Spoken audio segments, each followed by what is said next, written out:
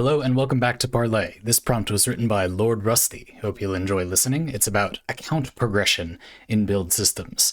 Lordrusty says, I'd like to talk about difficulty in relation to account progression in build-based games.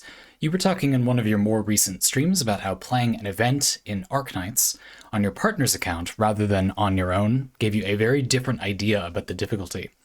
I've recently had an experience with the game Across the Obelisk, which made me feel similarly when introducing my friends to the game.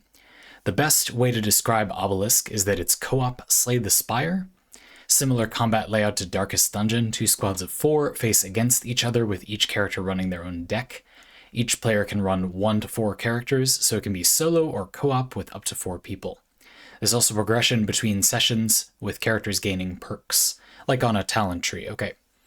Loosely speaking, you need to get a good 30-ish hours into the game to have a decent shot at winning a run, as getting to the bottom of the skill tree is basically required. Don't love this design, to be honest, but you don't need to get to max level to beat the game. I haven't, as the last 20 of 50 points, if you get 30 hours into the game, let's say you get a level every hour, the last 20 of the 50 points just let you go wide, giving options rather than deep, giving power.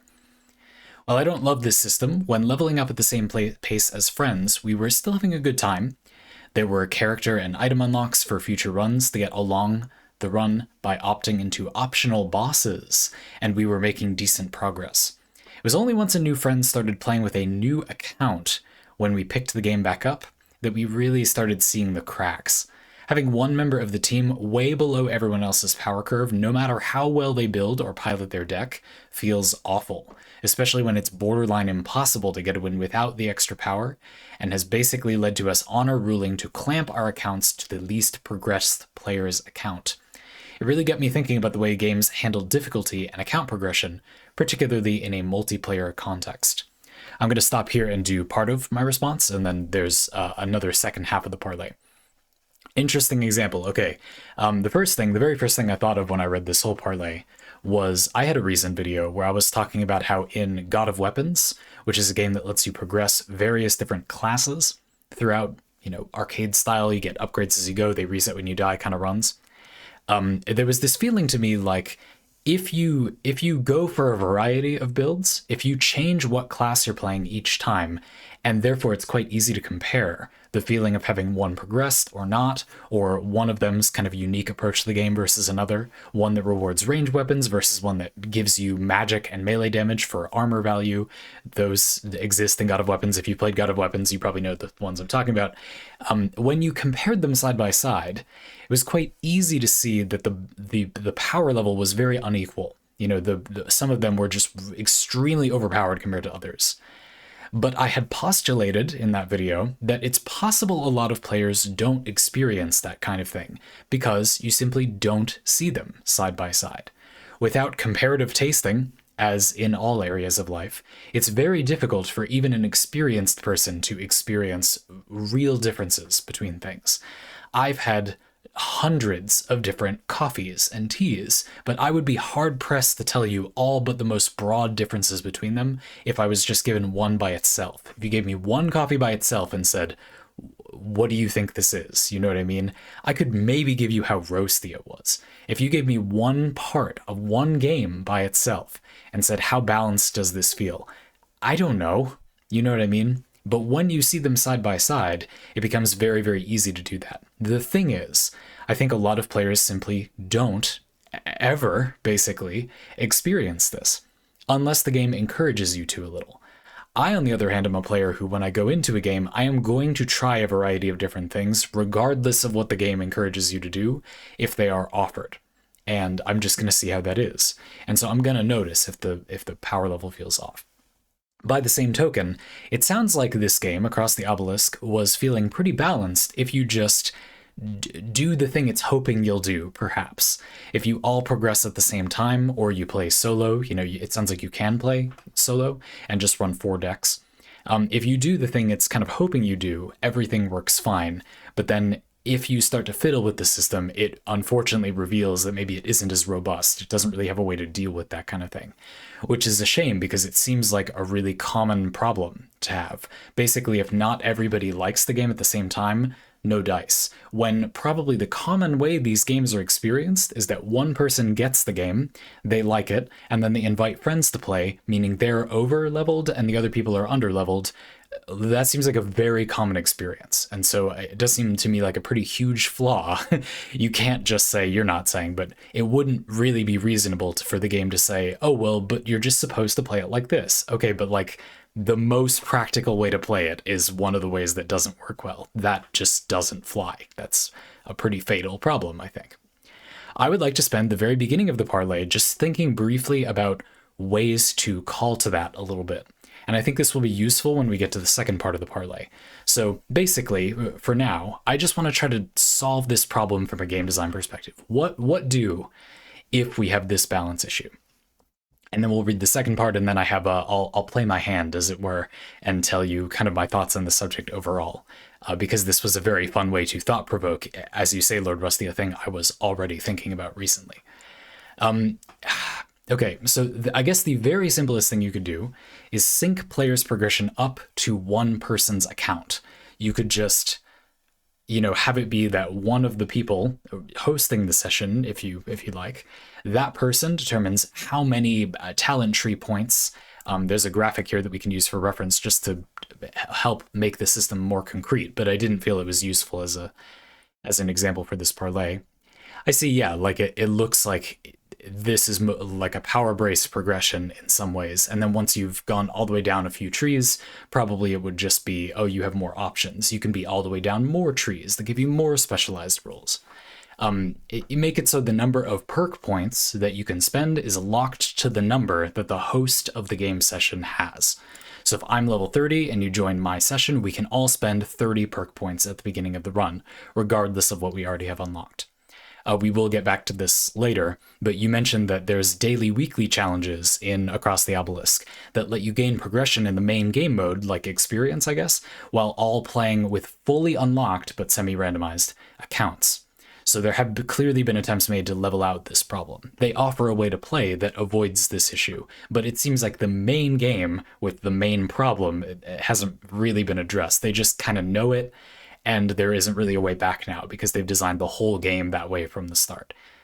Not to be harsh, I want to create a world where this problem would have been obvious from the start. You would never have gotten this far without it being, oh, of course the problem we're going to have is people are going to join the game like this, and therefore, we want a system that progression feels good when players join like that. So you could sync everyone's progression to one account.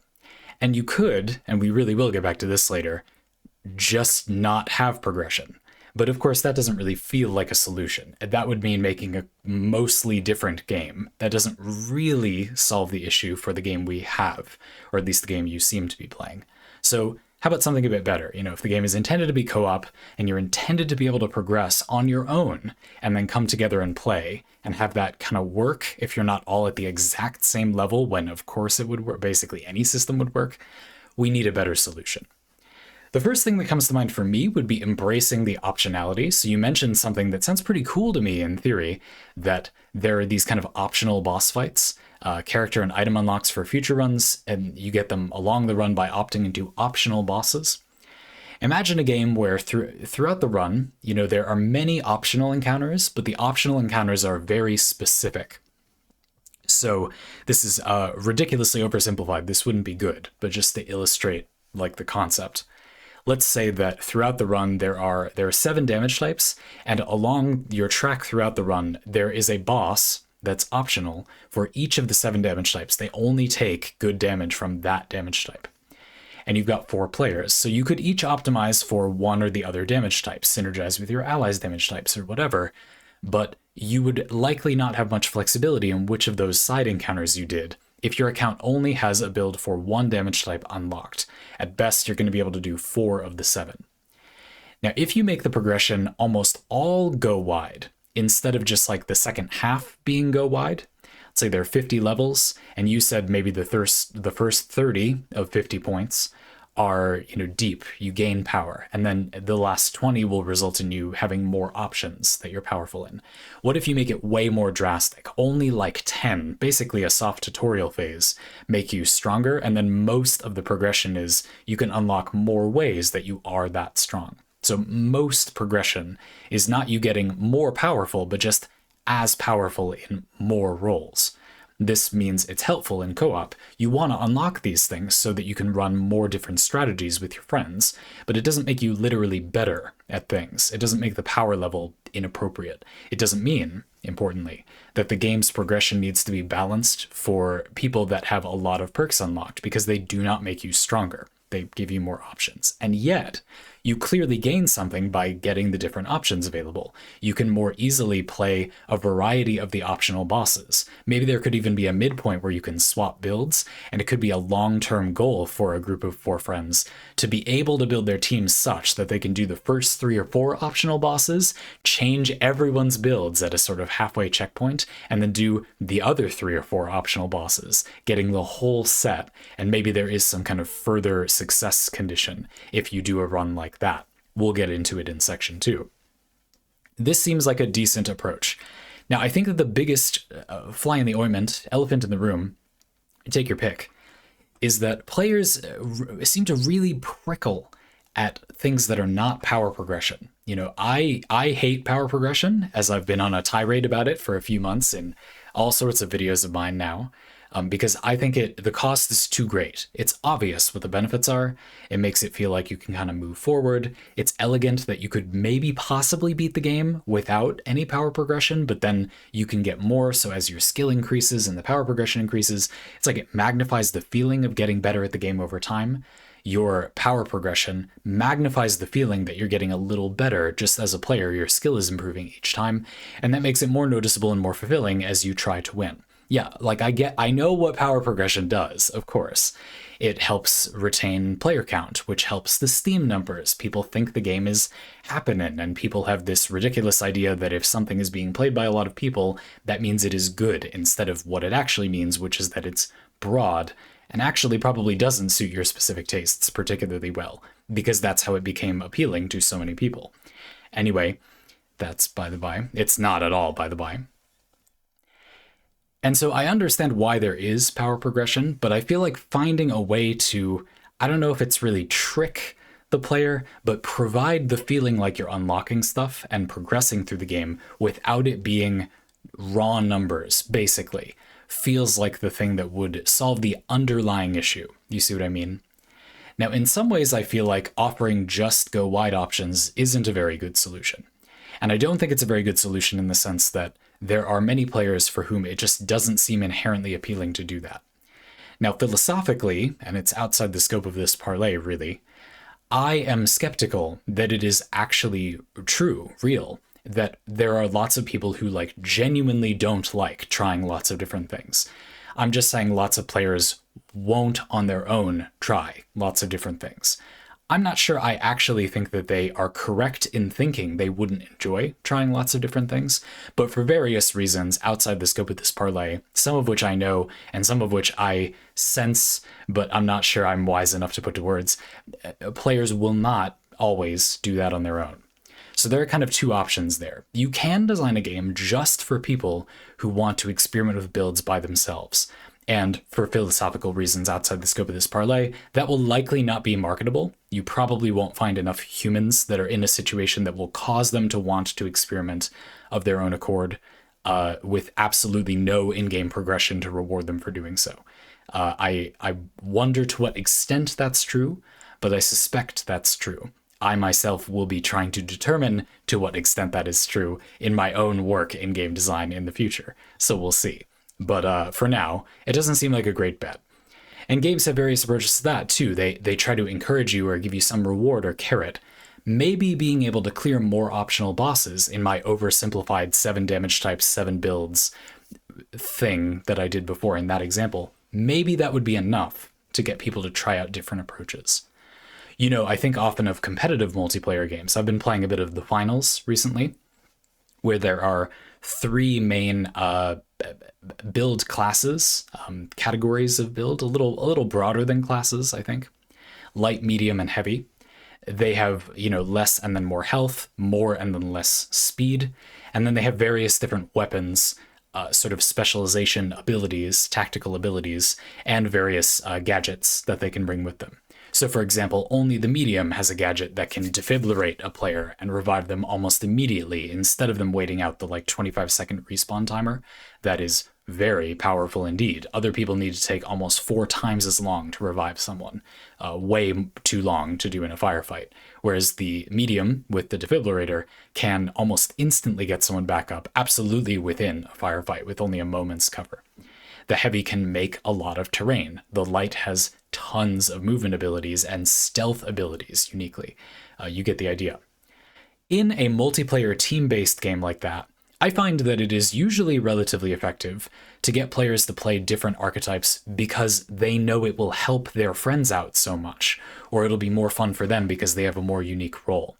It's interesting looking at my group, right? Like I have my partner and then a close friend of mine I've played video games with for almost 15 years, and then me. Now, I want all the builds. I have all 3 classes built and kitted out with items I like, and I frequently play all 3. I switch it up a lot. I most often play the medium because it's the most utility focused, which is the kind of thing that someone who wants to try a lot of different builds might like, I think.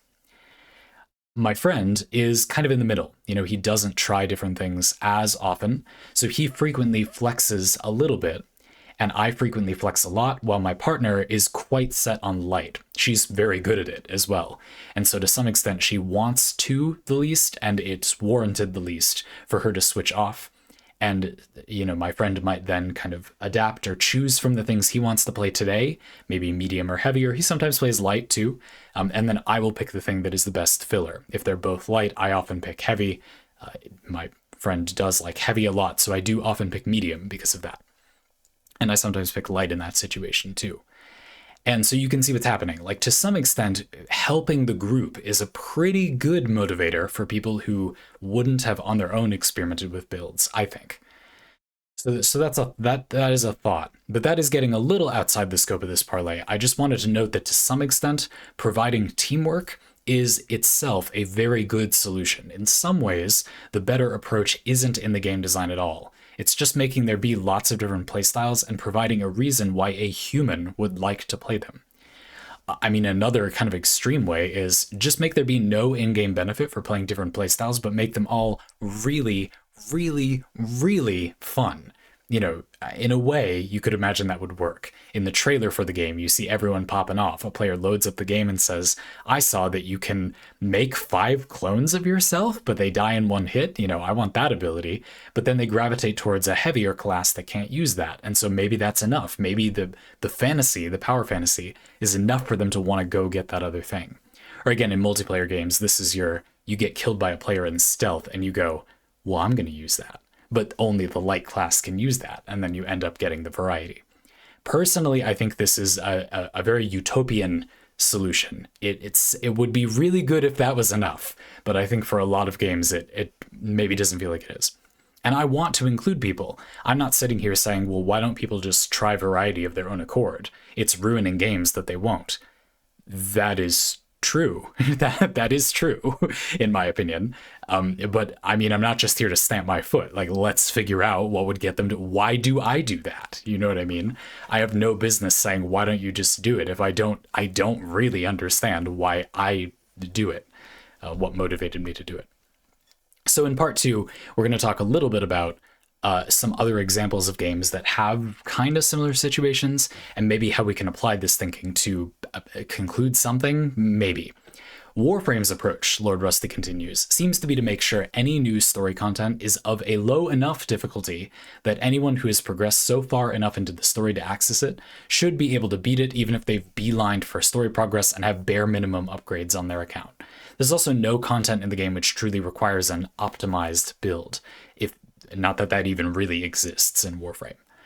This has the negative side effect of meaning that someone who has really engaged with the build systems will flatten most new content.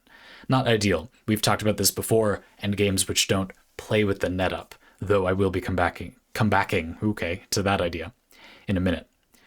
A more common approach is for a story or basic victory of the game to be manageable with either good play and no account progression or competent play and heavy account progression. Hades is a good example of this. You made Across the Obelisk sound like this too. And for challenge runs or content to require both good play and account progression. This ties into a lot of last month's Parley about Ascension run style mechanics, where you tick the difficulty up over and over again, but could also take the form of optional bosses or endgame content. Sidebar endgame content is a phrase I think gets used more and more inaccurately. We may have time for that in this Parley. Lordrusty concludes, I think if Obelisk was a solo game, there's something almost admirable here. The fact that the game requires either perfect play and no progression, people have beaten the game with blank accounts, is just very, very hard, moderate progression and good play, or a full account with average play to even stand a shot at beating the game, is interesting if misplaced in a co-op game, perhaps. It means that the choices being made in the pre-game selection actually really matter, which often isn't the case. It's also interesting that the daily or weekly challenges let you gain progression in the main game mode, while all playing with fully unlocked but semi-randomized accounts, so there have clearly been attempts made to level out this problem.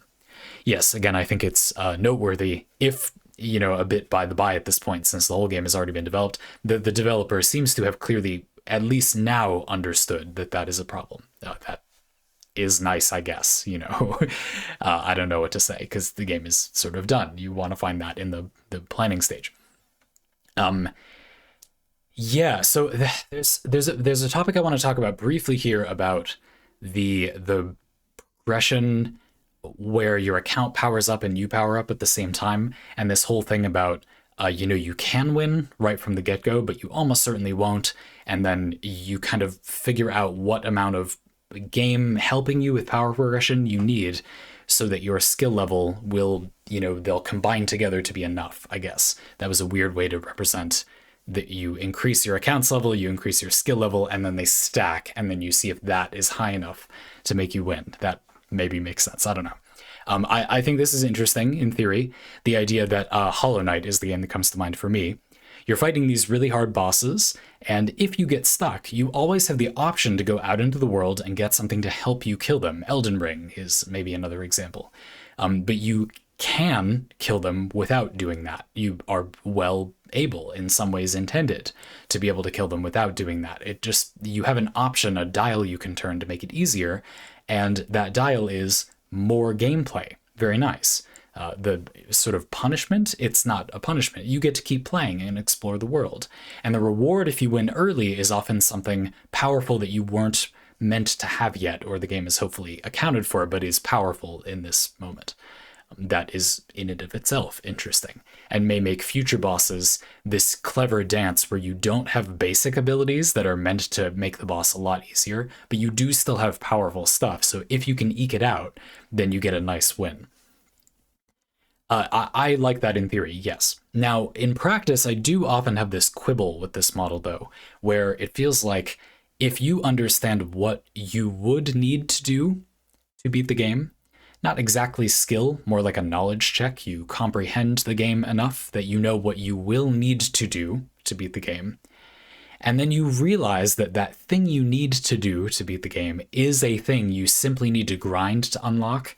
For me, this is what usually happens, and all my motivation shatters. I feel like, wow, I've discovered that it's basically a formality for me to win. Like, I only can't win now because the game has also kind of included that need to unlock stuff. Or I realized that while it is possible to win with a blank account, it would require something quite different than the normal skill the game involves. I don't know if this is true in Across the Obelisk, but in some games it will be that, if you reset for a good starting condition over and over and over again and play with a calculator out and, things you normally wouldn't have any reason to do, but if you do them, yes, technically you can win earlier than you're meant to or whatever, but you have to play the game in a different way to do that, which I usually don't find very fun. So I think there are pitfalls. Making a game that is truly so skill forward that it is very difficult, but still totally possible to play the game normally, but very cleverly and win. And yet there is meaningful progression that you will likely need is very hard, in my opinion. To some extent, I'm a terrible example for this because I get to do this for a living. So I am, and Lordrusty, you too, we are likely above the curve in terms of being able to figure that kind of stuff out, making me feel a little bit unfair saying, oh, games have such a hard time balancing that. Yeah, for me, like, what does that mean? You know what I mean? I'm a very lopsided player in a way. It doesn't mean I'm so good at them, far from it. Just that I have a lot more time to realize those things than a lot of people do. And if you don't notice that being a problem, it arguably isn't. So I think that is somewhat unfair to a lot of these games. Now, I do want to go through the other examples you gave, though, and talk about the way they're addressing the difficulty thing. So the Warframe example. This is one where it maybe goes too far. Difficulty is just too low or static for mainline stuff, and it doesn't go higher enough. So while it definitely doesn't require you to unlock a lot of stuff, you're not waiting for the power you need to get further in the game. It's kind of the opposite. You are easily outpacing, almost automatically outpacing the difficulty level that the game presents. And that's coupled with the thing that makes it a real issue, which is that you cannot choose for there to be more difficulty very easily or for much benefit. Like you kind of can, but it just does, you don't get anything for doing that. I think that does matter. Some people end up enjoying playing, several hours long endurance runs, people often call them, in Warframe. But I think we can agree that that doesn't solve the issue just because there is a way you possibly can make it. That's like saying you could mod in more difficulty settings. Okay, yes, that's great. It's not a defense of the game itself, I think. That's just a thing you can do. That's like saying there's this other game that is basically the same but has difficulty settings. That's very good and relevant, but is not a defense of the game we have. And you can't mod them in Warframe. So I think it's interesting to look at why that's an issue in Warframe. And I think one of the reasons is that it has maybe too much progression, or the player base has too wide of a gap in what power level they can have. Now, from the little image you have of Across the Obelisk's progression, Lordrusty, it looks to me like at the very least there is a rather medium amount of power progression. So while it might be of critical importance, because the game's difficulty seems relatively tightly tuned, we'll come back to that in a minute, to have everybody have that like medium power boost you get from the talent tree, it doesn't seem like it's the situation in Warframe where if you have an unmodded weapon, which I don't know why you would do that, but it is something you can do. There are many players who don't mod or misunderstand modding their weapons. And in Warframe, the way that's designed is that that can give you dozens of times less damage than a player that has fully modded their weapon. There's this kind of problem where it's not hard to master modding weapons. That is, getting basically the most damage possible out of a weapon in Warframe is not particularly complicated, or it doesn't really involve doing anything special. You just put on all the good mods of each category and know the thing about math, which is that they'll multiply instead of just adding all the same type of mod onto your weapon. And then you will get like 90% of the time that's the most possible damage on the weapon. It's very easy to do. And so in a way, it's like you can just look up a very simple factoid in 10 seconds that makes your build do dozens of times more damage than someone else's. But the game nevertheless does give you the freedom to not do that. In other words, it's kind of a non-decision point in a lot of ways, but you are still allowed technically to not do it, meaning the game has to account for people that didn't really learn anything, but just spontaneously gain dozens of times more damage, and people who, for whatever reason, didn't do that, or don't have the mods yet or whatever. Part of this is because Warframe has some mods which level up and are meant to be a kind of, power progression mechanic, level up a lot, like your base damage mods. And part of this is because there are a lot of mod slots. Modding is just so much of a weapon's damage. If your weapons progress their base damage based on your account level and you had 6 mod slots, I'm not sure that problem would go away, but that would reduce that problem. The only problem is that eventually it would feel like you weren't really modding your weapons that much anymore. Or it wouldn't feel like, because elemental combos are a big thing in Warframe customization, you do need a certain amount of space on your weapon. So unless mods did a pathetic amount of elemental damage on their own, you're going to have 4 or 5 mod slots, or you won't be able to do meaningful customization, and then those 4 or 5 mod slots will give you a meaningful amount of damage. So I don't know. Again, in some ways, a lot of these solutions require completely remaking the game. You can't really just move around the parts that are there super easily. without making it feel different. Fact aside, that current players would remember how the game was before, and if you suddenly nerfed all the mods in the game, even if it did absolutely nothing to your actual damage output, people would be wrongly, but outraged. And so they're not going to do that, even though I do think that is to some degree the source of the problem. There's so much room for you to get more powerful, and yet you have the option to kind of not do anything with that. And so the game has kind of been made, Warframe has kind of been made to let you clear almost all of the mainline story content with basically no build, and yet it's a game that, while doing that, offers far too much power for people who just do put on a build. And it doesn't like particularly take skill or time to do that beyond just having the things unlocked. That, I think, creates a situation where the range of player power is far too vast. You can become an unkillable god that could kill 100 enemy warframes that are unmodded with very little effort. And so the game's content is never going to be able to handle that.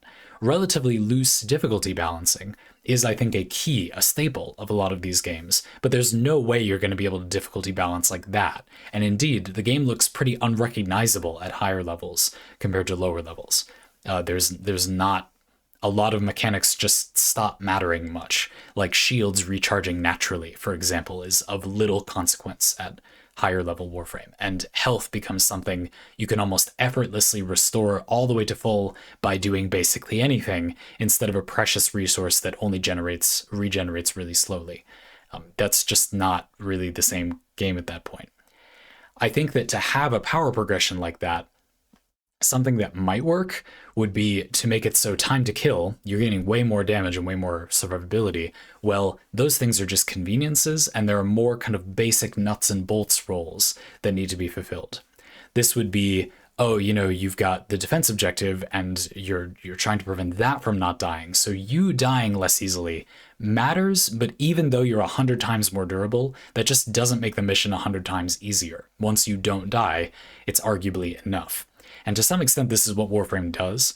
It's just that in a lot of cases, if there are a lot of roles in the fight and then basically doing a ton of damage output is a convenience, the roles are simply too over important. I think of Eidolon fights maybe, where all that really matters is that you have people doing the different parts of the fight successfully, and the damage can be largely an afterthought. It matters a lot less, which flattens player power somewhat, but I would argue it matters almost not at all. It's a formality at that point. Not necessarily bad, just the opposite problem. I don't really feel it solves the problem as per se. Deep Rock Galactic is a game that comes to mind as a game that I think has this balance better, but perhaps a little bit in the opposite direction, like the Eidolon fights thing. Individual player roles matter much more than what is on the build, I would argue. The driller being able to drill a lot, the engineer being able to construct stationary defenses or convenience platforms and such, matters much more than having, specifically a little more damage on your weapons. But I would argue it still goes a little too far in the opposite direction. It matters very little at all what you've unlocked. The game has a lot of, technically you can unlock a lot of stuff that I would argue feels a little bit inappropriately irrelevant to how the game is. Technically it gives you more damage, technically the game scales that damage, but it feels a bit artificial. The core of the game is quite heavily centered on you being able to have the utility. I don't know. It's still an interesting compromise. If you have never played Deep Rock Galactic and you are listening to this and you have felt that frustration in Warframe, I would try it. But I don't think it's a perfect solution. It's just kind of a different balance of those things. They're not that similar games, just this design idea. I think you will feel a difference between the two of them. Anyway, having it be more like role-based seems interesting, but I think having the power progression matter if it is in the game is useful. I don't know. A way that you could potentially make for an interesting mix of the two progressions is to create deep galactic level progression, easy for me to say, where you can eventually unlock role redundancy. So the idea here is that, let's say that the driller is the only one who can really mow through rock really quickly. But maybe at higher levels, eventually other classes unlock a modest ability to do so as well. And why does this matter? Well, it doesn't make you any stronger as per se. You could have done that before, but it allows you to fill that role within a lopsided combination of dwarves. So you can have way more drillers without losing the firepower you would lose if you ran literally 4 drillers, for example. Or the gunner can make a zip line. You can have way more zip lines without, you know, everybody needing to be the gunner, basically, and having otherwise basically no utility. Stuff like that. There's maybe something there. You could imagine something like having way more turrets because everyone can play engineer, but you eventually unlock more ability for the engineer to mimic some of the benefits of other classes, so you can, for fun, like for playstyle expression, because you want to switch it up, you gain the ability to save the integrity of your team composition, but play different dwarves to some degree. That seems like maybe okay, but I don't really like, from a build perspective, how it inelegantly throws the opportunity cost out the window a little bit. I don't know. I am gonna go to the Hades example now too. So yeah, I mean the difficulty plus scaling model thing that Hades and a lot of other games are doing. Like you said in a previous parlay, you asked about these Ascension Run style games that have kind of tiers of difficulty that you build up over time. So the base game is pretty doable, and then you have the option to increase the difficulty. I'd like to point out that this really isn't fundamentally different than Warframe's situation. It's just they've added a more robust way for you to tune the difficulty to wherever you are. And Hades' build system doesn't offer you such a gigantic gulf of power. If you get 15 boons that do things on your build, there's just only so weak that's going to be compared to my 15 boons that like heavily synergize or something. You can make very synergistic builds that are much more powerful than the sum of their parts, but not dozens of times stronger than the sum of their parts. We're talking like 3 to 5 times stronger than the sum of their parts, you know what I mean? And it's also non-trivial to do so, unlike the example in Warframe. If you have the mods, you can't just snap your fingers and look up, if you somehow don't already know, that putting all the best mods of each multiplier on a build will give you the best damage. You have to like do your run in a way where you get those upgrades.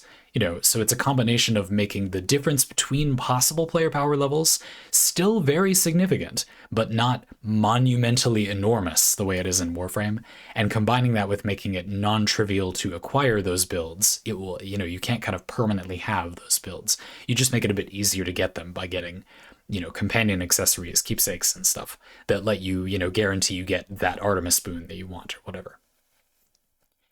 So I would like to note that I don't think Hades is actually different. It's not really a different approach in my opinion. It just turns the sliders that are putting Warframe in such an extreme position way down without turning them all the way down. So there's still some flexibility there, but there's just like a humanly possible balancing target, basically.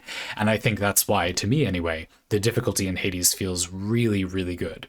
I will note that one of the most common problems I've heard that people have had with Hades, even though it's a game that reviewed notoriously well, exceptionally well, almost the only negative thing I've heard from people, besides things like they didn't like the story being woven in with the gameplay, which fair enough, but it's not a flaw with the game, that's just people's preference.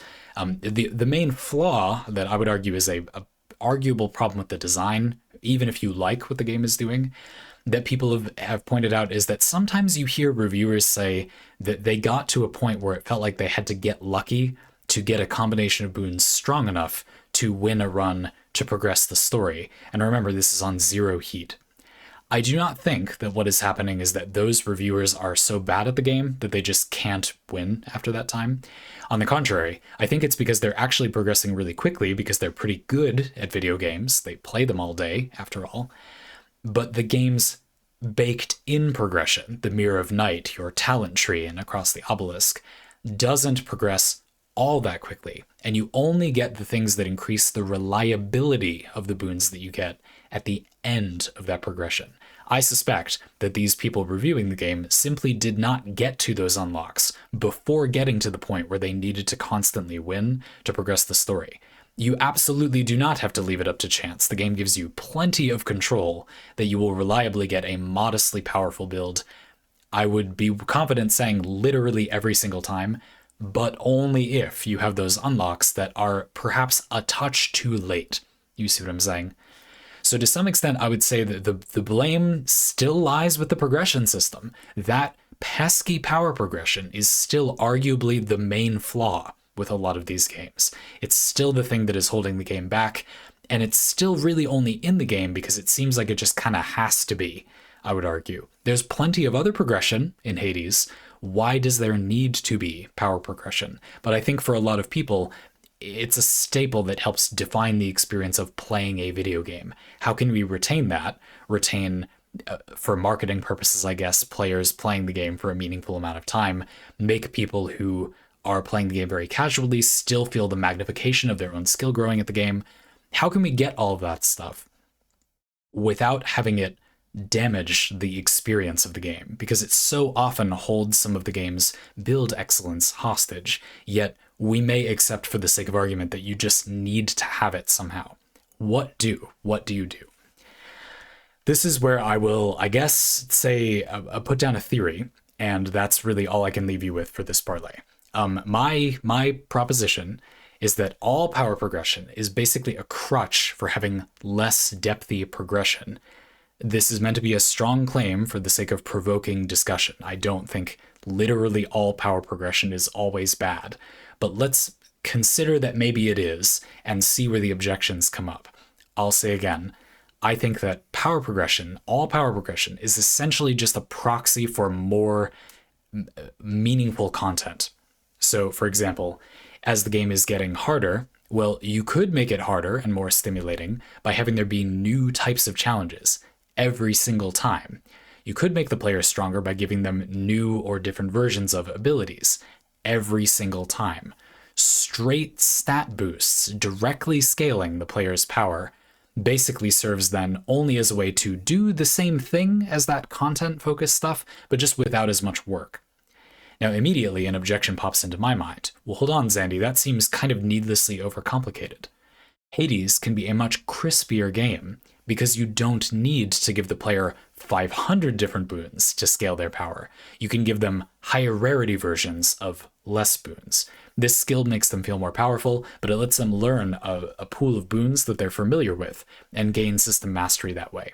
Yes, that is a good response, so some amount of things scaling just numerically in no clearly meaningful way. You're not really making the decision about taking them as a build option in a different way. They basically just number go up. Has some hard to argue with merit. It is simply not better for there to be just more stuff in the game. That just isn't better. That would be clunky and overwhelming. Okay, well, what about increasing the player's power outside of the run? Yes, that might be a defense of making things potentially more powerful or less powerful in runs, not different things, but the same thing at a more or less powerful level. But that doesn't necessarily defend for the idea that things outside the run need to be more or less powerful. For example, what if there's just an infinite variety of different starting conditions that you can pick from? You unlock more and more of them as you play more of the game, and you can change them out throughout your run. So the more of them you have unlocked, the more likely you are to be able to switch to one during your run that has synergy with the build that you have now. This makes you more powerful and isn't just a number increase. It lets you pick like a unique effect specific to your build. You got a lot of items that burn enemies. You can pick one or maybe one of several that you've unlocked of these special items that synergize with your burning thing. They're not any more damage than the thing you could have picked otherwise, all things being equal, but things are not equal. You have a bunch of burn stuff now, and so that's a different gameplay experience, and it synergizes with your build. It's a meaningful decision, and it doesn't directly numerically progress your power, but it still allows you to be more powerful and gives you more progression that way. What's the drawback? It's more work to make all of those things. As far as I'm concerned, this is a place where the argument holds up. Is there never a reason for the player to progress power? No, I can think of some reasons why it's good to just make the numbers go up. But there are some times, in my opinion, where it is basically just a crutch for a lack of content. That's acceptable. You don't have infinite development time. Where is that infinite development time? I don't see it anywhere, of course. But that being said, all things being equal, is this a way to solve the issue? I think it is. And I personally always feel dismayed when I see a problem that in theory can just be one guy writing lots of new design ideas. It feels like something that largely isn't limited by there being enough people to, you might want a symbol for each of these upgrades that are more interesting than just a number going up. But I mean, besides that, one guy just coming up with more ideas could kind of do the trick. The reason I always get excited, or I guess frustrated about these things, is because they're a place where budget limitations matter much less. If you just have the information, you can largely simply place it in the game and the thing is done, rather than it being that you have to make new 3D models and, you know, new sound effects for each of the things. You might, to a very minor degree, need to do that, but it will largely be inexpensive from a production cost perspective. It's just going to require someone thinking about it a lot. Now, I'm not trying to underplay the value of that, quite the opposite. I'm just trying to say that it is something you can do at basically any level of development if only you simply have the idea. And so it would be sad if a game had someone around that could have thought of such content, but just didn't. I don't know. I mean, you could argue that it makes the game more complicated, but I think it's pretty easy in many cases to provide an auto-mod solution. To briefly conclude with that example from Warframe, one of the things that has always bothered me about Warframe is that one of the quirks of its system is how you can not mod anything, but if you have the mods, it's really easy to put on the maximum damage. It's not like a complicated or clever part of the game's build system decisions most of the time. Most of the time, it is of a lot of merit, and you get like 90+% of the max damage to put on essentially the same 8 mods on weapons.